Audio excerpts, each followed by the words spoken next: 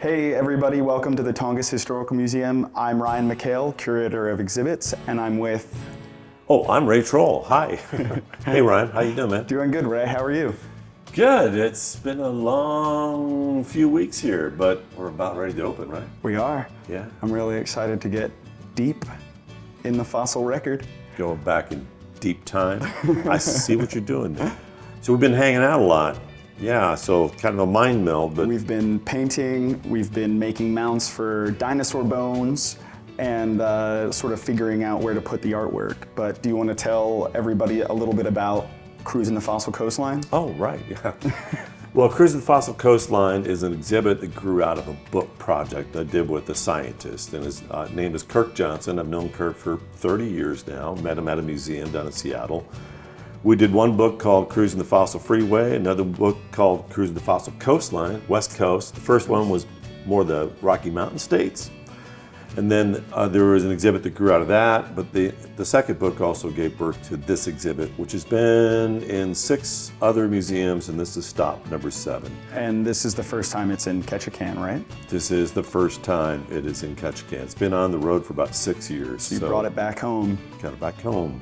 Got a little smaller, it grew to big sizes, it had big dinosaurs in it and stuff, but I really feel good about this installation because it is here in my hometown and features a lot of the local stuff that really where my paleo inner 5-year-old gave rebirth here when I realized, oh wow, there's a lot of cool fossils right here.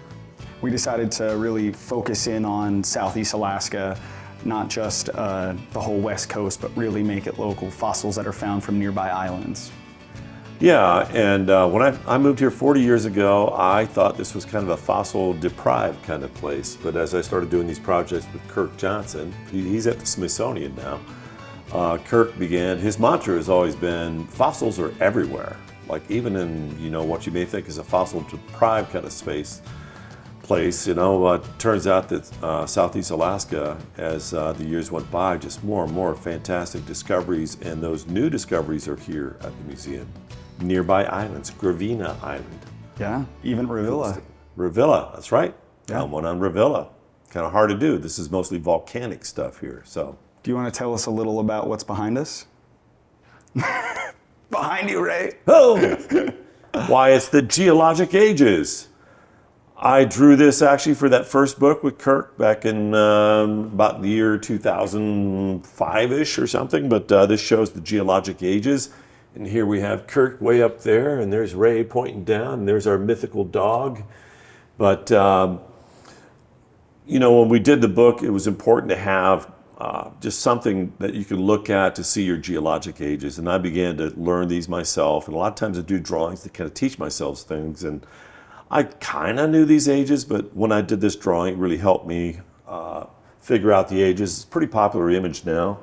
It's been used around the world, but it's kind of a fun geologic time column because it shows you the fossils that are found like in those levels there. So one of the ideas too is really getting people to start thinking about deep time, but also strata and finding the rocks. And the deeper you go, the older it is. Just that simple idea of these layers, like pancakes almost, these layers. And these marks here mark major events that happen, and the fossil record changes dramatically at these points. And so the world is, especially as you go back in time, is very different. I mean, flowering plants don't even show up till like here in the Jurassic. This is the end of the dinosaurs, the non-avian dinosaurs, like right there, big extinction. The world changes. So huge extinction back here. So we have a lot of cool rocks here in Southeast Alaska. We're gonna look at some of them here. Some really cool stuff has come out of the Triassic here in Southeast Alaska, and also right here, the Paleocene, Eocene boundary, really cool fossils nearby. And even found some trilobites from the Devonian, about 375 million years ago. And trilobites are near and dear to my heart. They are. And hopefully yours now. Well, they are now, yeah. Yeah. Do you want to jump into the exhibit? Shall we? Let's. Right around this way.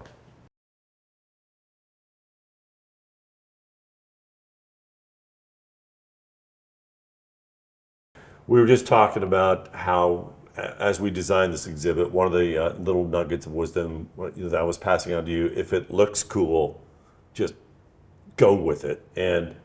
But also big visual sight lines. So as you look into the exhibit, there's this spinning light here that will draw the children in and the adults too.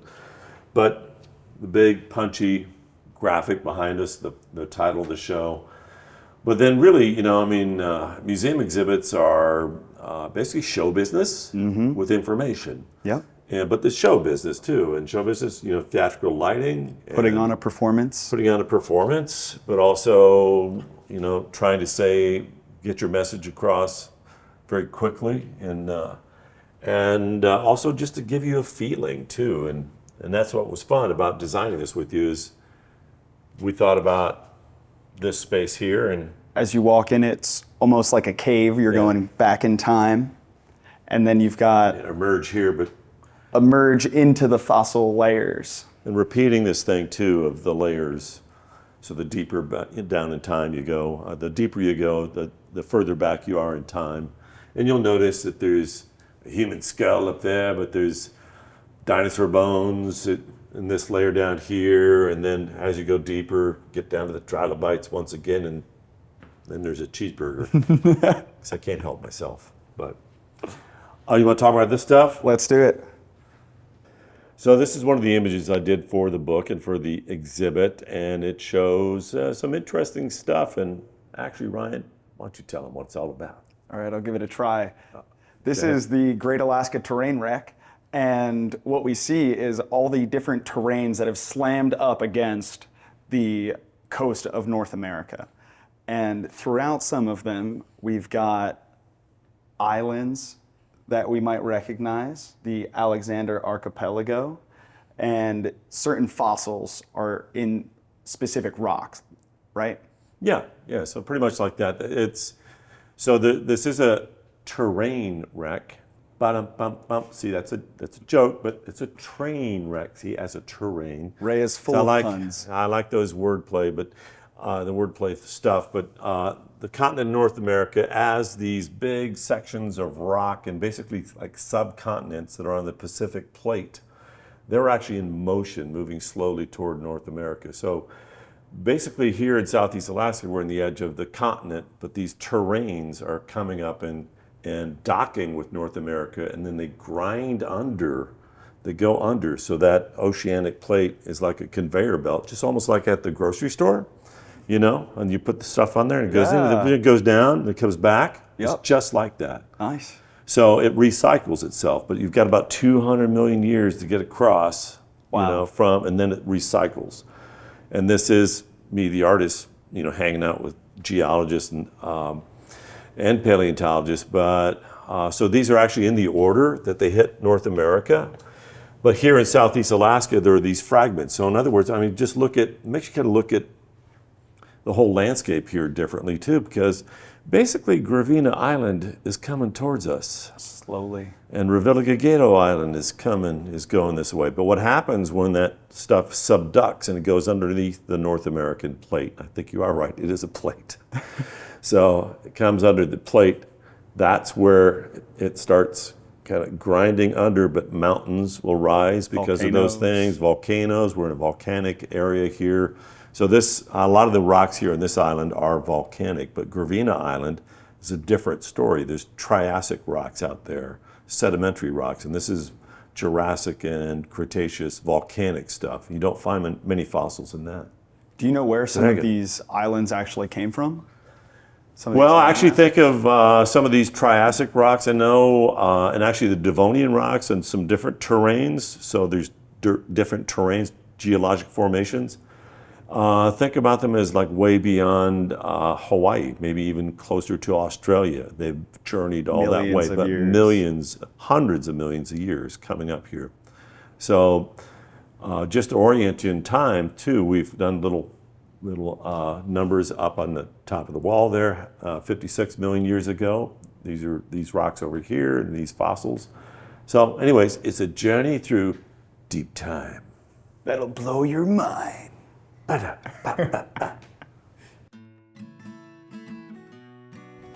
Hey, Hey Ray, what is PETM?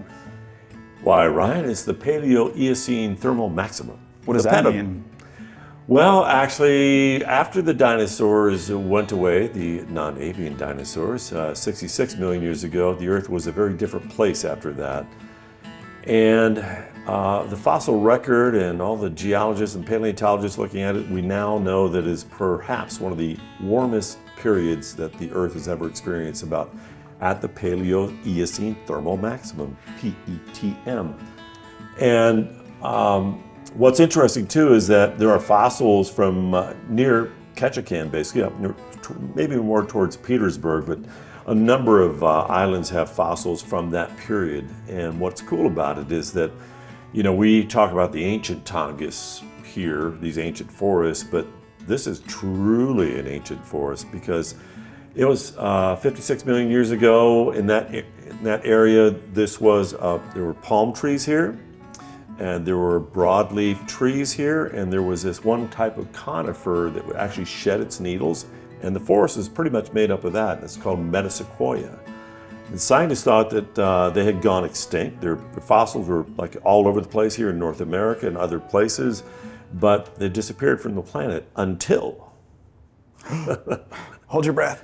in the 1940s, they found a grove in China of metasequoia trees that had survived somehow. And paleobotanists, all two of them in the world, got all excited about it and started replanting them around the world. And they brought them back to North America, and every state has one. And lo and behold, turns out there's one here in Ketchikan.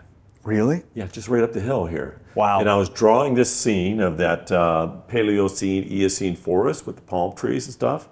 And we have the fossils here too, which is really cool. The big slab with metasequoia, and I was drawing it. And it's up there. Right here? And I was asking Kirk to send me photos, and I went, wait a minute.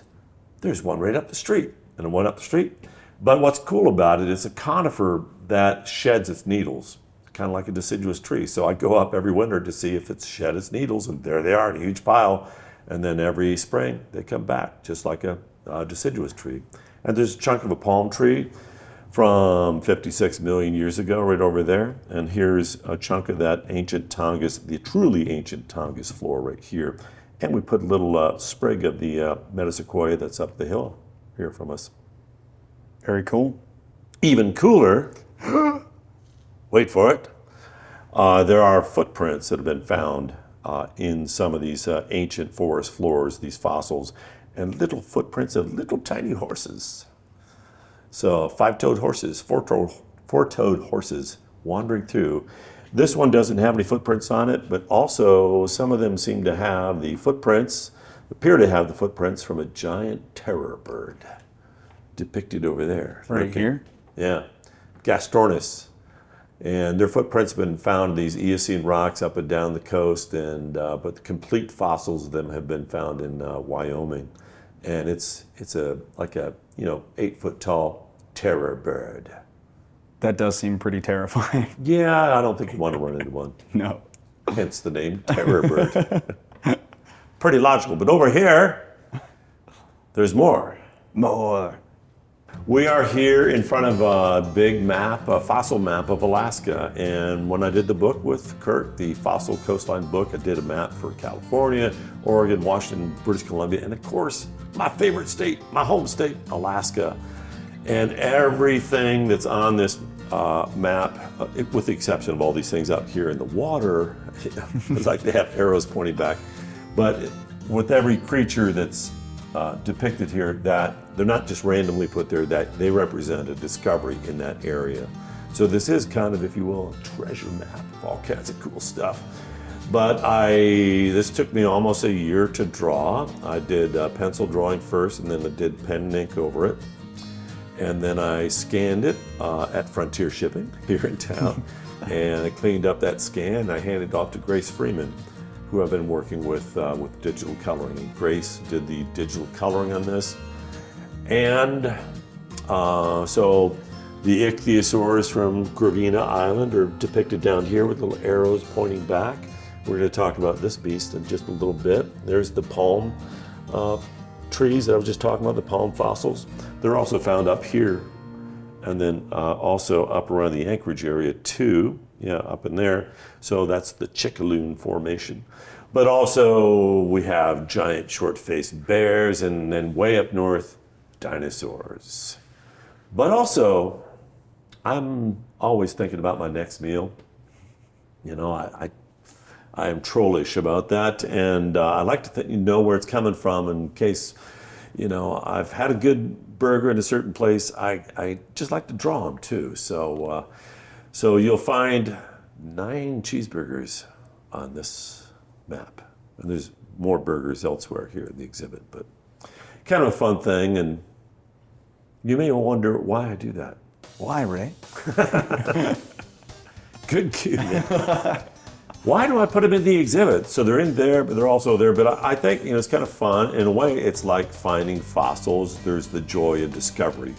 So when I tell a kid there's like 20 odd, very odd cheeseburgers in this show in all these unexpected places, they'll just start going through your, and adults too, of course. But they'll be looking for it, and there's the joy of exploration. They're having a fun time. And then when you find it, it's like, whoa, there it is. And it was that way for me. When you find a fossil, it's like, I mean, there is that joy of discovery. Just like, wow. Well, what's cooler about fossils? I mean, cheeseburgers are cool to find, because then you get to eat them, but not the ones here. But the joy of discovery with a fossil is that when you find it, it's the first time that rock has emerged into the light after 73 million years. It's back on the surface, and you are truly in contact, touching deep time, and it does blow your mind. So actually, we wrote that right there, deep time will blow your mind. And when we think about the brevity of a human lifetime, if we're lucky, we get like 100 years on this planet. Well, in deep time, in terms of geologic time, that is nothing. Just a blip. Just a blip. And when you start talking, going back to 375 million years ago, and there's even, you know, further down the coast, there's some billion-year-old rocks. It's mind-blowing. But all this cool things, these cool creatures, world tooth sharks up here, ammonites, loads and loads of mammoths and bison and horses. It's a fossil-rich state, and so much of it is really unexplored, you know. And Pat Druckenmiller from the Museum of the North, that's where all the cool fossils in the state go to. He's the official repository for the cool stuff. And they keep track of all that. And Pat and Jim Bachtel will be here too, but they've been digging dinosaurs up here on the Colville River, and also exploring in other places. And all down the Aleutian chain, cool stuff. And Ray Troll's on here a couple times. Well, I'm driving the van right there. And I'm laying right there. And there's Santa Claus. There's a cheeseburger. Ryan, can you find a cheeseburger for us? You know where they are now. I can. Right there. I don't want to reveal all of them, though. Well, you have to blur that out on camera. Have a blurry thing so they don't know where they are. I used to think of like Tyrannosaurus rex in the Cretaceous, and I thought that that's a long, long time ago, 66 million years ago. Get my head around that.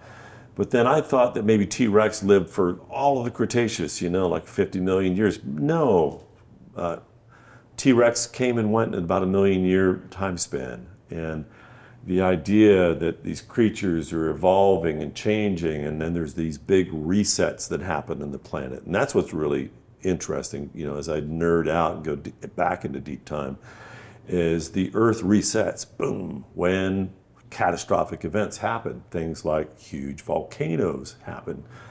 Entire sections of Russia that open up and spew, you know, for 100,000 years, just all of Russia, just volcanoes. That, and it resets everything back in the Permian, and it's a completely different world. And just figuring out where we come from and how we fit into the grand scheme of things, you know, and things like evolution, which group, what leads to which group. There's a lot of stuff that's just there in the fossil record. And I like to say the rocks don't lie, you know, because it's not proper English. You know, They lay, the right? evidence is in the rocks. Yeah, the evidence is in the rocks, is what I say. So you see all these different life forms coming and going, but that's how you begin to put these patterns together. But as you see deep time, and one of the things I really like to do with my art, as I learn things, I like to share the things that I learn and things that I get excited about, but also just try to boil it down to simple phrases.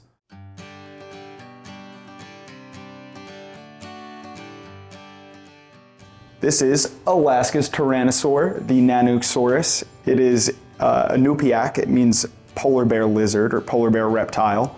And this case not only has the Nanuqsaurus, but the Pachyrhinosaurus. That's right, the big face-off here. So yeah. Ray, how about you tell us a little bit what's going on in the case here with the teeth and the Nanuqsaurus over there?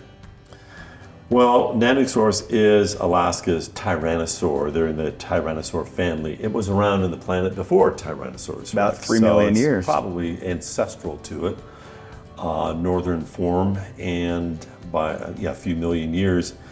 But I was lucky enough in 2012 when I was on the Colville River to find the tooth of one, and it was a real moment for me. I ended up like crying, and Kirk took a picture. I was like all teared up, tears of joy.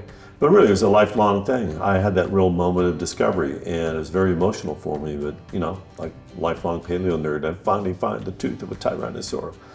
But what's cool about them too is that Tyrannosaurs, and Tyrannosaurus rex in particular, the biggest, baddest dinosaur of all time. Really, no denying that.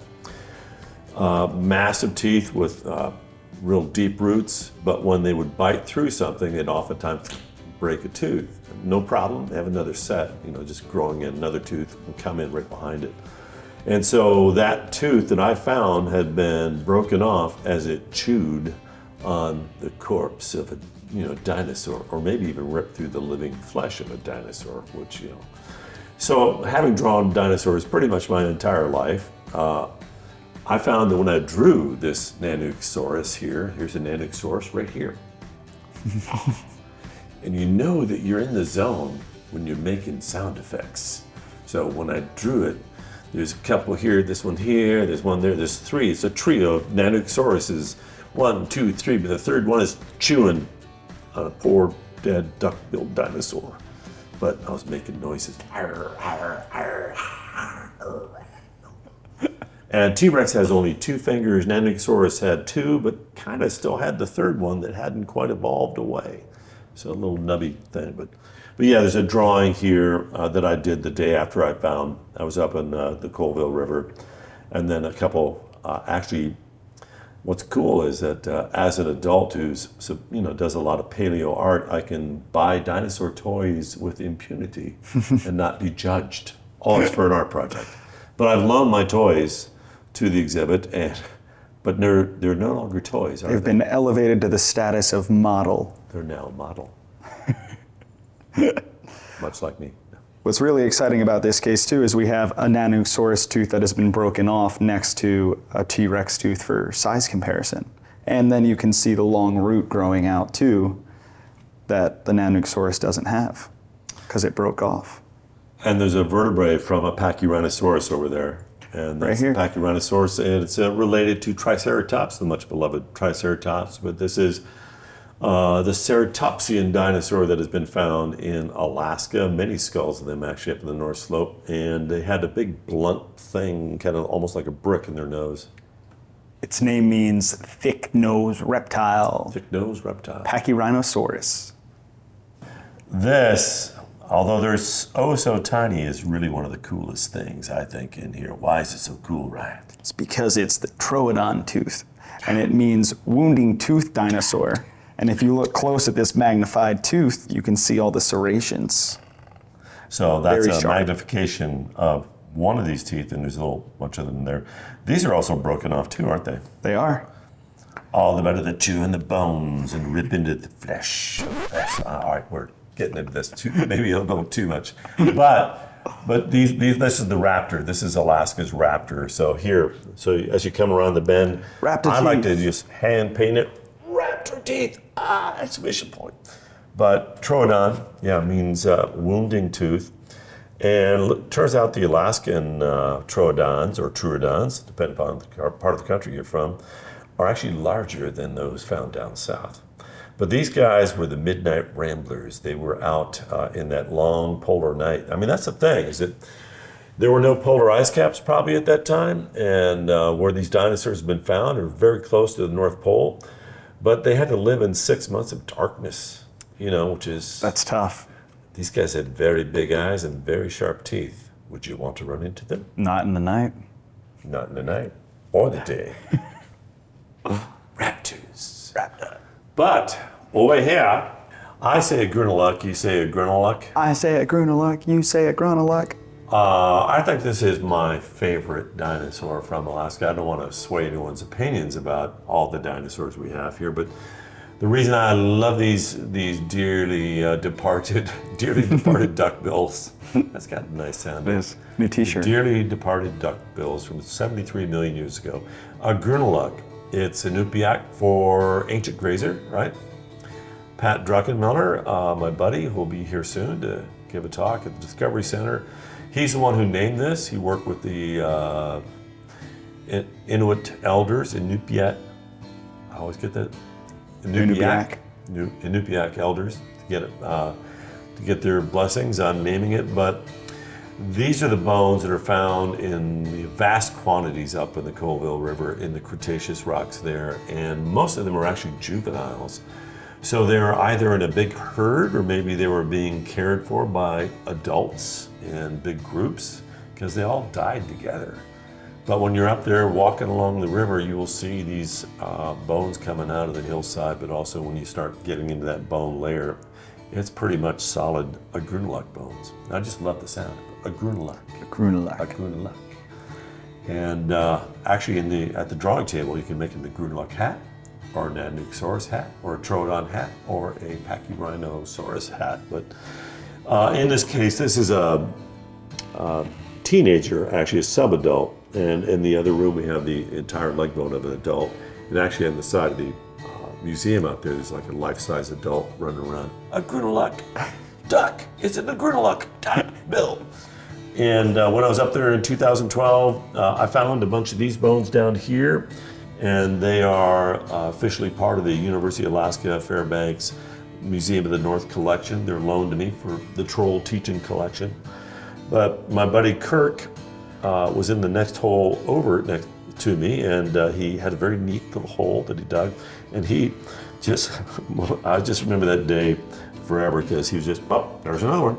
He was just chipping away, and then there's another. And so he found the entire tail section of a Gruneluk, probably a juvenile. Once again. And once again, you'll see my little toys that are now models. Is there a cheeseburger in here? No cheeseburgers. Or are there? Don't give away their location. I think there's one listening to the up there. Hey Ryan, did you know that bears' closest relatives are the seals, sea lions, and walruses? I didn't know that, Ray. So Just this kidding. this is the bear family tree. I did this drawing. Grace Freeman did the digital coloring on it. But when I do these evolutionary trees, I'm kind of teaching myself these things too. But I'd always heard that those were the closest relatives, but when I drew it out, lo and behold, that really is, they are the closest relatives. So I like to think of seals and sea lions and walruses as bears that have returned to the sea, which gets your attention, but it's really more nuanced than that, because the bears and the walruses and sea lions and seals share a common ancestor. So right there's a split. And next down in the tree, you also have creatures like the otters and the raccoons and the weasels. But there are 8 living species of bears and one extinct species of bear. This is the giant short-faced bear. Could get up to 17 feet tall. What? Standing up. 17. I looked that up. You looked it up? Yes. Must be true. It has to be. It was on the internet. Well, actually, check out the size of the skull, though. It's like mind-blowing. It is. That's the biggest brown bear skull. These skulls over here were borrowed from Fish and Game, but this is a cast of a short-faced bear from Fairbanks, and check out how big that nose is. The nasal opening is gigantic, all the better to smell you with, but it's got a short face. And then next to it is the biggest coastal brown bear we could find. And then what's mind-blowing is that right next to it is a male stellar sea lion. But notice what's happening to the smell, to the size of the nasal openings here. They're big, huge, pretty big there, so they can smell you from far away. But now, when you switch to the stellar sea lion, huge eyeballs. So they're underwater, but kind of the same skull shape. And then there's a harbor seal, and those are right out there in the creek right now. So just getting people's minds around that idea of looking at these evolutionary relationships and where they break off and where they, related species diverge, and then they're not so related anymore. But it's easy to look at a raccoon and a panda bear and go, they look sort of alike there in a way. But there's a lot that the fossil record still, the fossil record has a lot of skips in it where we haven't found what they traditionally have called the missing links. But those are the common ancestors. And so there's still a lot of rooting around and digging around, but that split between the bears and the seals and the sea lions happened about 28 million years ago, which is way back in time. Yeah. But mammals don't really flourish until after the dinosaurs are gone. So this is, fairly recent in terms of this exhibit, in terms of 28 million years back. So this is a little disjointed because right over here, we jump back to the Devonian, and then we're over here into the Triassic. But over here is a really cool story. I think one of the coolest stories in the exhibit. Over here we have the story of Cadet. Cadet is a Tlingit sea monster from Tlingit oral traditions, and it is also the name of a thalattosaur, Cadet, and it's a story that is throughout Southeast Alaska. A lot of Tlingit stories are tied to clan crests, and those are actually owned by specific clans. Cadet, though, is so ubiquitous throughout Southeast Alaska that we actually have a local story, local traditions of Cadet, and this photo has two images of the sea bear, who is also known as Cadet, and then a clan hat that has the sea bear clan crest on it with a bear face and then a dorsal fin of a killer whale. And the story of Cadet is a shape-shifting creature, a man that killed the sea creature and wrapped its skin around him, and then was able to provide for his village while they were facing famine. And when this thalattosaur over here was discovered, they decided that it would be a really great idea to name it after Cadet, the Tlingit sea monster. Because it was found in Tlingit territory. Where was it found, Cape, Ryan? near the village of Cape, which is a Tlingit village, and it just seemed like the right thing to do. And so the scientists embraced that idea. That idea was floated, and they thought that'd be a good idea. So then they consulted with the Sea Alaska Heritage Foundation, Rosita Worrell, who then talked to the elders who liked the idea, the various elders that were responsible for that story. And so it's a cool tie-in.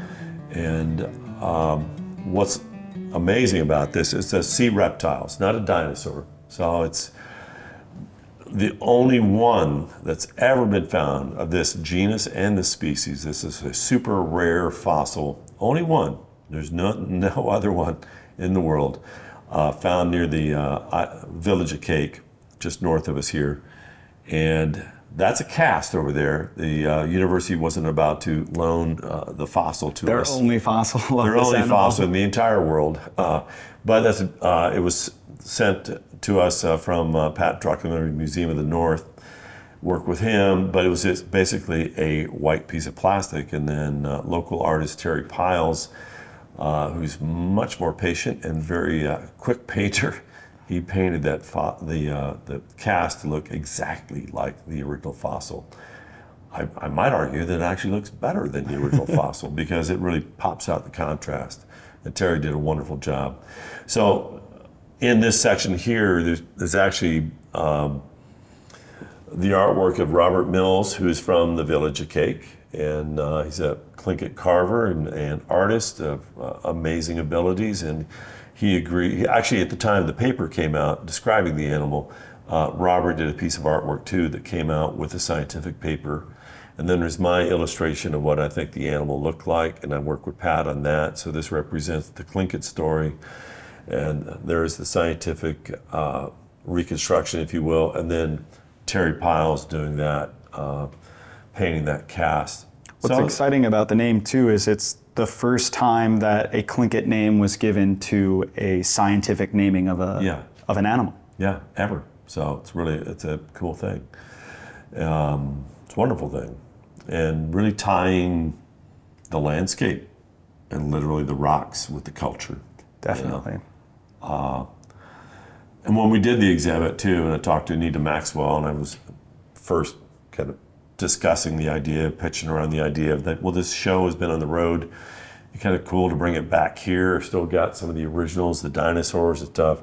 She said, yeah, she wanted to make it happen. She wanted to make it hyper-local. You know, those were her words, hyper-local. So wherever we could tell a good local story that people could relate to. Because that's the thing, that's the magic about the paleontology or any exhibit, really. It's just, you ground it in the stories that are around you, in the community. Mm-hmm. And that's good storytelling. Yeah, so but you can relate to it, literally relate, like, oh, that's like right here. Mm-hmm. This photograph was taken not too far from here. No. 100 years ago, and this fossil was found not too far from here.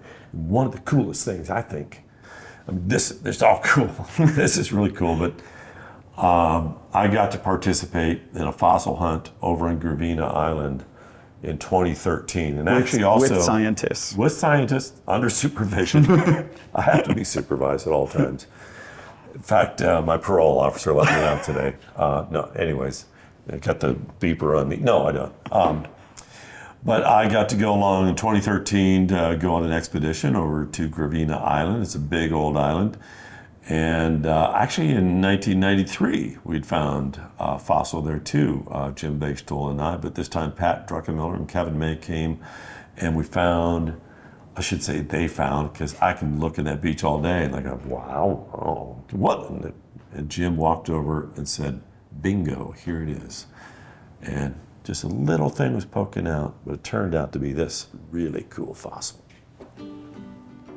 And this is what's cool about it, is that I think it was actually the very tip of that rock right there that Jim saw on the beach. And like I said, any average person walking out along that beach, looking around, would never spot it. And so Jim knew that was a fossil, and then, like I said, he's working with paleontologists, did all the proper paperwork and all that to make sure it was cool, and with minimal damage to the beach, just cut out that section of rock, and then they prepped it out, and it turned out to be the ribs of a giant ichthyosaur. And to give you a sense of that size, it reached about 70 feet long, which is huge. 70 feet. Very this large. is only about 40 feet here, so go another 30 feet over. that way. So huge beast, easily whale size. But I drew this image up here. It's the sort of Ray Troll surrealism here, but scientific surrealism. But my friend's boat, the Nakwasina, owned by my buddy Barth Hamburg, we went exploring in that. But there is a giant ichthyosaur right underneath the boat. So there's been one that was found in British Columbia, the same kind of Triassic rocks, that is almost 80 feet long, and the head alone is 20 feet long. It's massive. And so that's from Gravina, and it's got a toy, which is now a model, because Ryan put a little thing in its belly and mounted it, so now it's no longer a toy. But here is a vertebrae, and this is from near Cake, Alaska. Found on the beach too, and that's just one vertebra from a giant Shonosaur, which is a type of Ichthyosaur, which is not a dinosaur. So did you get that? Marine it's a Shonosaur, reptile. which is a type of Ichthyosaur, which is not a dinosaur. Because dinosaurs, a separate group of reptiles, and these are marine reptiles that lived in the water. Basically, most 99.9% of the dinosaurs did not live in the water. But did you know the dinosaurs are still with us? And they outnumber us, too. No way, Ray. It's true. What are they? Well, they're birds. Birds are reptiles, but birds come right out of the dinosaur lineage. In fact, those raptors I was talking to you about, Troodon, that's the latest thinking. It's actually that group of dinosaurs that gave rise to modern birds. Our birds are dinosaurs. What? Our birds are dinosaurs. Your birds are dinosaurs. So I wanted to put a dinosaur feeder out in front of my house. Hoping that someday T-Rex, no, we don't want T-Rex to come back. Our chicken nuggets. You know, the Jurassic Park is always like, they should not bring T-Rex back. No. They learn that every movie, right? Then they have another one. Let's bring T-Rex back. Or now we're going to get mammoths back. Now we're going to, well, they're actually working on that. But anyways, we digress. That's another exhibit. Ray, are these two different trilobites? Turns out, well, I thought they were. Many, many years ago, actually in the 90s, went over to a nearby island, and Jim Bechtel and I have been talking about going on a trilobite hunt. And the first rule of fossil hunting is you need to go to where the fossils are. So you don't look for them in volcanic rock, you look for the sedimentary rocks. So you go to where they are. You're not just going to go out in your backyard and find them. You need to look at a geologic map. So if you look at the geologic map of Southeast Alaska, there's all kinds of ancient rocks here and there. You want to find the sedimentary rocks. So we headed to this island, and I really wanted to bag a trilobite because I got a serious trilobite love, and love of ancient arthropods is not easy to explain. It's one of the songs I wrote. But anyways, we went over there, and we're chipping away at some rocks and looking around on the beach, and then lo and behold, I found a trilobite. And then I think moments later, maybe Jim was first. Jim's like, I found a trilobite. Oh, I gotta find a trilobite now. You know, had that fossil envy. It's a terrible thing. So, but moments later, I found a trilobite. Yay! So I was very happy. A lifelong, quest had been fulfilled.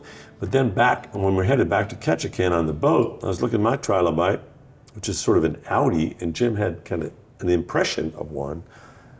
And then it was Jim that went, wait a minute, let me see yours. And then we put them together, and they were the same trilobite. Wow. And these two fossils have been reunited for this show. And every few years we put them back together. And when they come back together, it's really kind of cool. Sparks fly. Sparks fly. Can you feel the magic? It's right there. The two halves of the magical trilobite. Bonded through the trilobite. I think there was he's my trilo bro. Trilo bro. Wait, there's a burger hidden back there. What's that doing in here? How did that get there? I don't know. Makes me hungry. But yeah, it's really cool. These are 375 million years ago, and that island was once upon a time just way the heck out there in the Pacific Ocean. So like I said, when you start thinking about deep time, there's kind of this sensation, you can almost feel the earth move under your feet. But it really is, you have this oh wow, the rocks are even everything's moving. Like these mountains out here, those islands out, Prince of Wales Island is actually moving towards us, so mind blowing. What does trilobite mean? Trilobite means 3 lobes. So, swimming through the oceans and crawling through the seas, a tiny little creature that's divided into 3s. A head of thorax. Oh, I can't even remember the lyric now. Did you coming write in that? through talking about those trilobites, and man, I love them so. Trilobite. What I found really exciting about this exhibit is understanding the thought that you put into drawing dinosaurs or sea creatures. Or fish. Or fish. And sort of that process that you have of both seeing it out in the field, working with scientists, and then actually drawing it, getting feedback. But your journals, your sketchbooks are also diaries, and really tells more of a personal story of who you are as an artist. Yeah, it's kind of a peek inside my mind and my life, and it can be kind of scary and dark and weird and amusing. But my sketchbooks. It's the first time I've ever really displayed my sketchbooks. So there's a few of them here. And I have a big stack of them. Been doing sketchbooks since high school. So low these 50 years. So, and they're a combination of things like diaries, but also when I have thoughts that bubble up in my little brain, I have to jot things down. But I have different sketchbooks that where I just take some time to really like this sketchbook here is nothing but prehistoric creatures.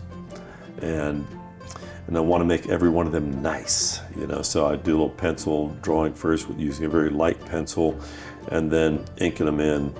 And then if they're really pretty cool, if I think they're okay, I will then scan them and then add digital color, or they'll become a t-shirt. But actually some of these, like these big, that digital output right there is from this sketchbook itself right here. So this is kind of a random combination of every few pages, there's a really nice drawing, and then it's just scribbling notes. And so they kind of take on their own personalities in a way, the sketchbooks.